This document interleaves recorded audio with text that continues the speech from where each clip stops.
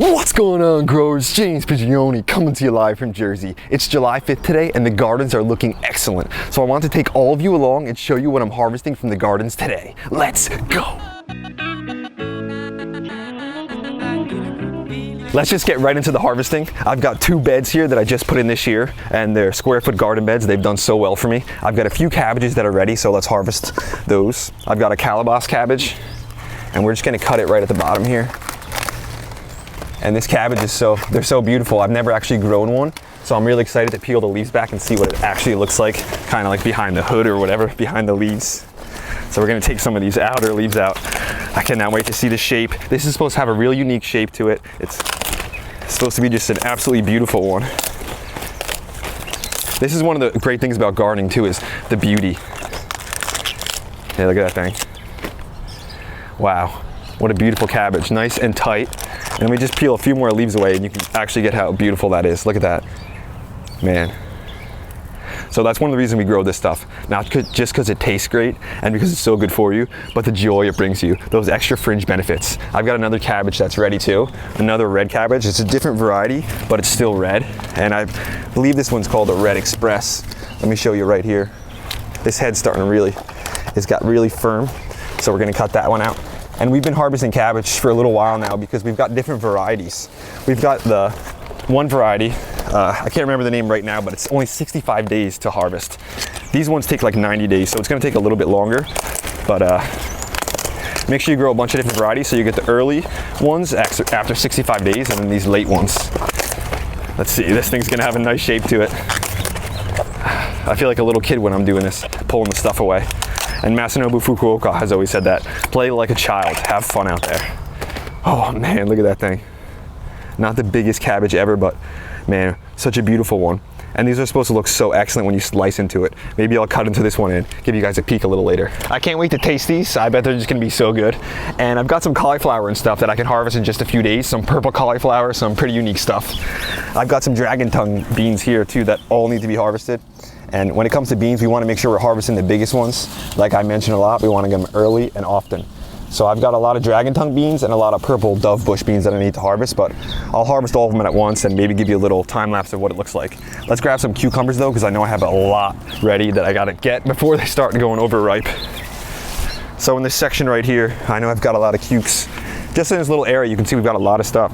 We've got the purple dove bush beans, too many to even stay on top of right now. So we're gonna harvest all these. We've got some carrots and stuff here, some peppers. We've got grapes growing here, and we've got plenty of cucumbers all under here. And Tuck likes harvesting his own sometimes. Want a cuke boy? Looks like he's gonna grab that one himself. I'll hold the base of the plant so he doesn't break it. Looks like he's gonna actually just eat this one right off the plant while it's still growing on there. So he tried to rip it off and had a little bit of trouble, so he's just gonna eat it while it's on the plant still. Pretty funny. We'll see if he continues to eat it as I harvest more. So we've got one here, and I know I got a lot more as we just move down. It's gonna be a lot of cucumbers. We wanna make sure we're harvesting a lot, so we keep getting more. As you see under here, we'll let Tuck just continue to eat that one. Looks like he got a big piece off for himself, which is good. He's having so much fun. That's a part of a garden, just creates so many opportunities for fun to enjoy yourself and even to learn. We've got some more cukes in here, so we'll grab a couple of these, 2, 3 of these here. I've got some more on the other side. And I love this variety right here. This is the Bait Alpha. It's a really yummy one. And I know I got more. And then we'll just move down this section. I know there's some in here, some white ones. And you want to be careful when you're harvesting your cucumbers. You don't want to just rip it off the vine. Pruners work good, but if you do pull it off with your hands, make sure you hold the vine and then pull it off. You don't want to yank at the vine too much. That could really negatively affect it. I love just pruners like this. These are my favorite pruners. These are the rotating handle ones, the Falco. I'll put a link in the description if you guys want to see what they are, but they're my favorite for pruning fruit trees and everything too. So we've got more cucumbers that we're just going to grab as we move along. A lot of these white ones have a nice flavor to them too. And I think Tuck likes them. You're gonna get a lot of cukes and you want them small. This is a nice size right here. So let's move along and grab some more stuff. And even as we have all these purple dove bush beans next to me, I've got a lot to harvest, but hey, that's a great problem to have. We got a lot of cucumbers to harvest because this is definitely the season. They're coming in heavy, and I love cucumbers. We'll juice a lot of these too. We'll give a lot away, we'll eat a lot, and then we'll juice some of them. Some nice cukes here, put those in. It seems like some countries are better at some things. So the Japanese, in my opinion, tend to have amazing cucumbers.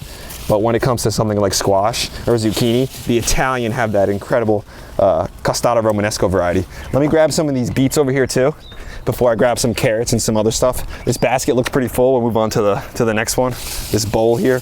And come over top and I'll show you some of these beets. They're massive and you can see how close we've been planted. Look at this in here.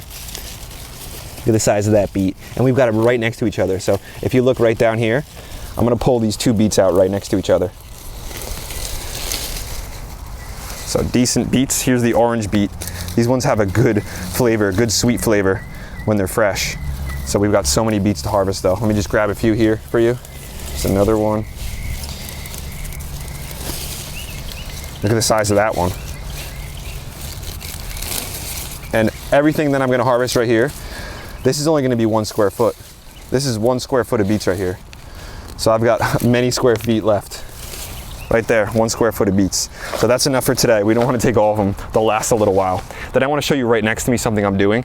You'll notice I have this twine tied around this cauliflower. The reason for that is once these cauliflowers start turning white and they get egg-shaped, as you look up here, you want to block the sunlight out. If you don't block the sunlight out, then they'll start to turn green and brown, and that's not what we want. We want to keep them white. We want to keep them blanched. So we want to make sure we're tying them and keeping the leaves folded over like that.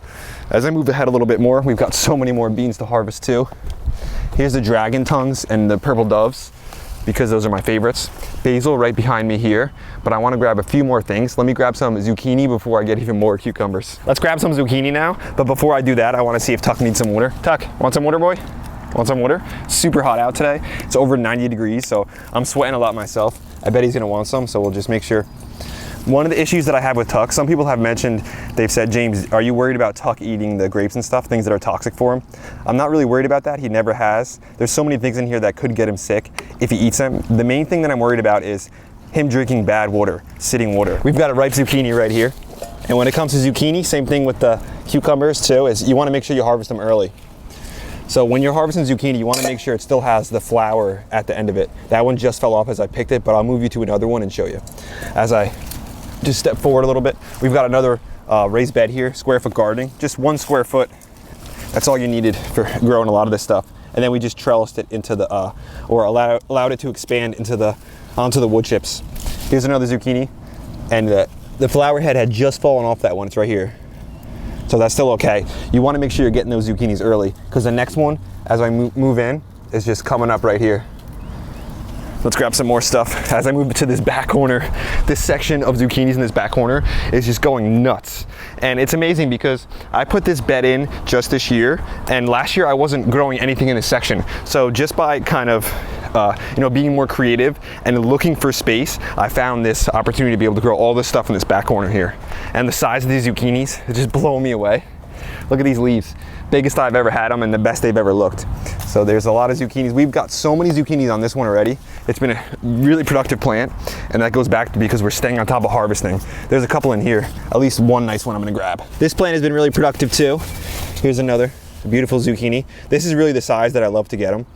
And I've planted a lot of different sunflowers in the garden too. So some of those heads are starting to ripen. I meant open up, as you can see right next to me here. Here's a little unique one.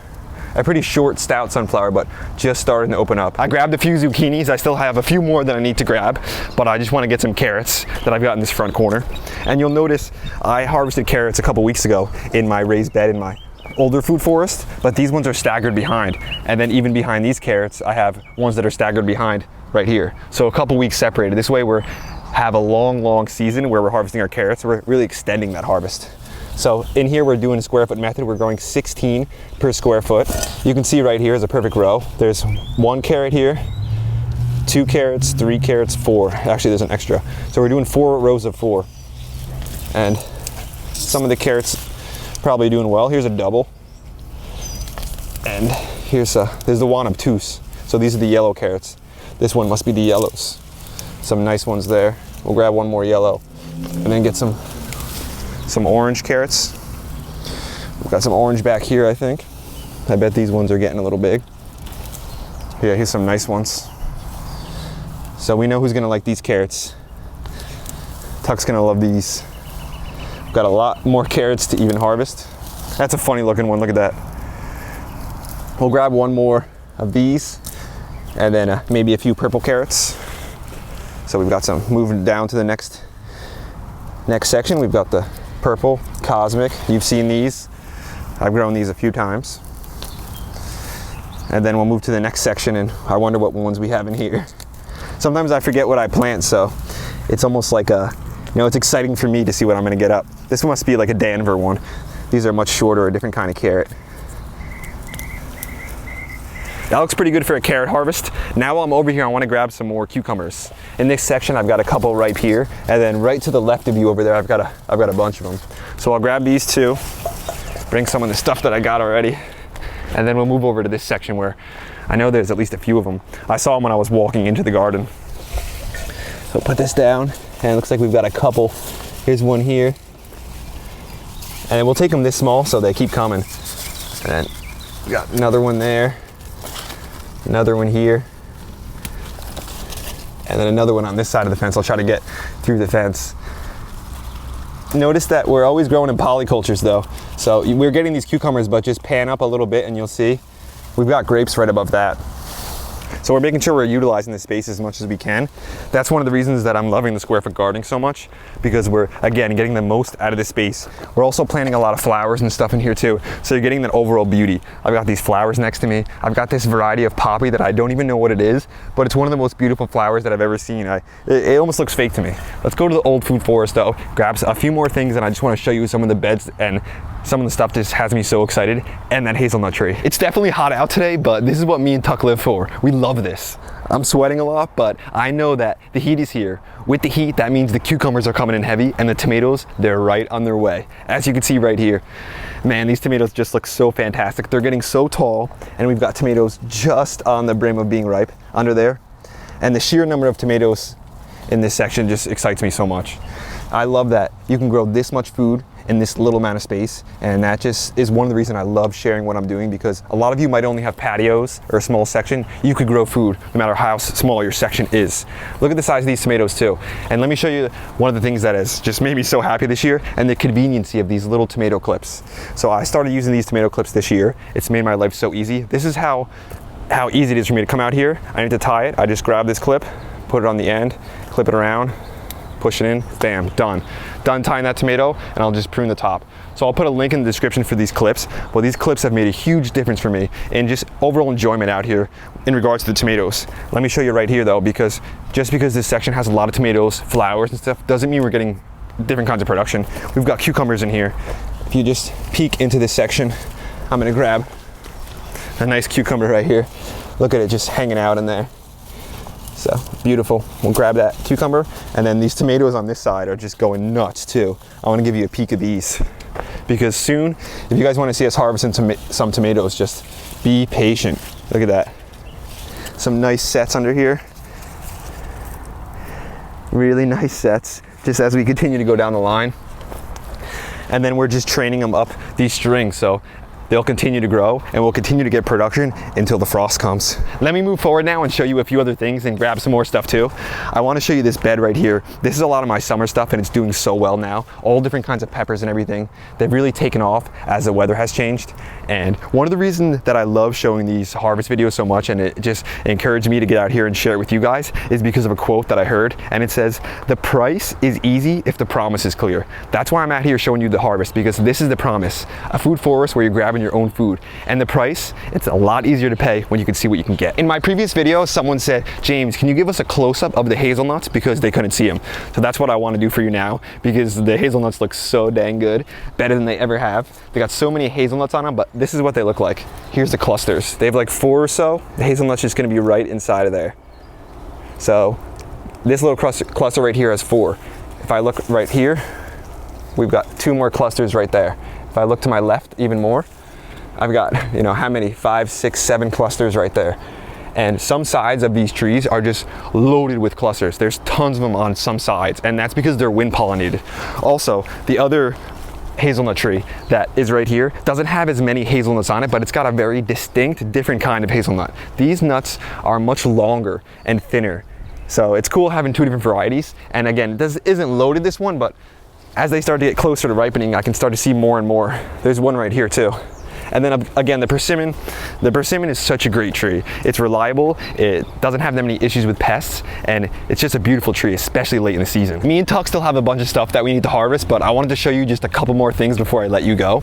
And right here are the grapes. These are looking really, really nice. As you can see, we've got a couple different varieties here. It's only 2 different varieties of grapes, but the amount of grapes, the sheer number, it just blows me away. And grapes are not easy to grow. They're one of those things that you gotta stay on top of, especially early in the season. And if you do a good job of them early in the season, then it'll help you out later in the season. And also pruning is a big thing about grapes. So if you wanna see a pruning video about grapes in the future, just hit that like button and let me know. Let me move you over to these Concord grapes too. And these are the ones that we've made jelly out of in the past. And these are the ones that are like, if you want a magazine cover or something, this thing does it. Because the color of these, once they start ripening, it'll blow you away. The purple, how stunning it is. But again, nice little sets here. And it feels good to be able to hang out in the shade underneath the grapevine that you planted. Just like trees and a garden in general, the best time to plant it is 7 years ago. The best time to invest is 7 years ago or today. That's it, these video growers. Thanks for watching. I hope you enjoyed it. I hope you got something out of it. Me and Tuck still get to go around and harvest a bunch more stuff, and we feel really fortunate about that. We just wanted to say thank you to everyone who's watching, and if you enjoyed the video, hit the like button, hit the subscribe button, share with your friends. Don't forget to check out the merch down low, and whenever you're on Amazon shopping, do not forget to start your shopping with our Amazon affiliate link. I'll put it right in the description. If you guys want to have more of a behind the scenes feel of what it's like in the food forest, follow us on Instagram too, because I'm posting some stories on there, and we're also on TikTok. If you guys enjoyed the video, again, hit that like button. Me and Tuck will be back at you again real soon. We